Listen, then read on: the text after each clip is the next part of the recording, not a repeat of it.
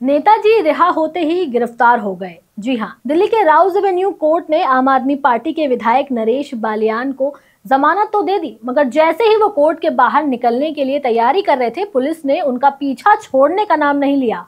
एक जमानत के दस्तावेज पर हस्ताक्षर करते ही पुलिस ने उन्हें दूसरे केस में गिरफ्तार कर लिया। ये पूरा घटनाक्रम बिल्कुल किसी फिल्मी स्टाइल में घटित हुआ है, जहां एक अभिनेता के हाथ में स्क्रिप्ट होती है लेकिन दूसरे के पास एक बड़ा ट्विस्ट होता है।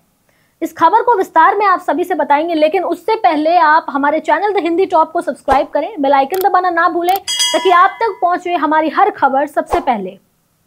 एक जमानत और फिर से गिरफ्तारी, सुनने में कितना अजीब लगता है। ये कहानी किसी बॉलीवुड फिल्म से कम नहीं है। नरेश बालियान को जमानत मिलते ही जब वो जश्न मनाने का सोच रहे थे, तभी पुलिस ने उन्हें मकोका यानी कि Maharashtra control of organised crime act के तहत गिरफ्तार कर लिया। अब उनके लिए तो जमानत लेने का मतलब यही है कि वो सिर्फ एक सेल से दूसरे सेल में चले जाते।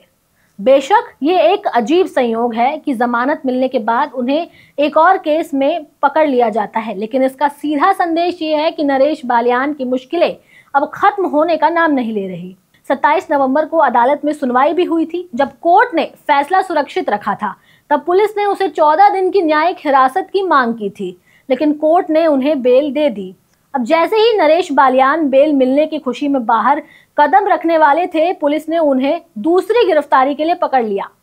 ये तो कुछ ऐसा ही हुआ जैसे किसी ने एक फुटबॉल मैच में गोल कर दिया हो और तुरंत फिर रेफरी ने ऑफ साइड का ऐलान कर दिया। अब तो लगता है कि पूरी सीनरी नरेश बालियान के लिए एक पिटीशन बन चुकी है, जिसमें कोर्ट ने जमानत दी और पुलिस ने गिरफ्तारी की।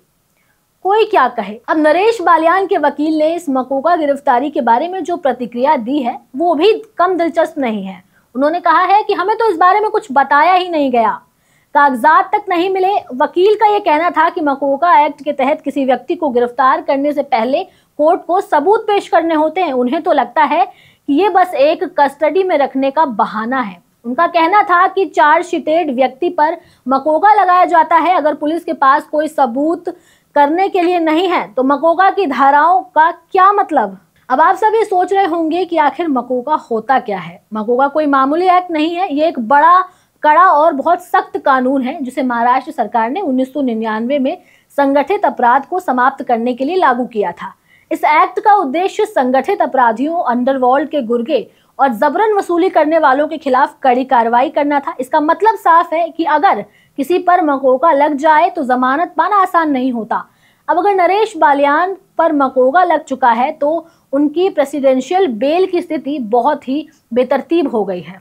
इस पर वकील का ये कहना है कि मकोका लगाना तब तक जायज नहीं है जब तक पुलिस कोर्ट के सामने इनके खिलाफ कोई ठोस सबूत ना पेश करे। अगर पुलिस के पास सबूत नहीं है तो मकोका एक्ट का इस्तेमाल कैसे किया जा सकता है। वकील का ये कहना है कि ये सब कुछ तो सिर्फ एक रणनीति लगती है ताकि नरेश बालियान को कस्टडी में रखा जा सके।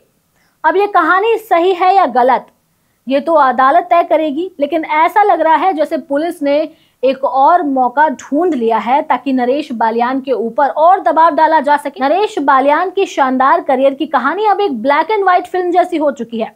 खैर, बालियान की जमानत गिरफ्तारी कहानी को देखकर तो यही कहा जा सकता है कि जब तक नरेश बालियान विधायक बने रहेंगे, तब तक उनके पास परेशानियों की लंबी चौड़ी लिस्ट होगी।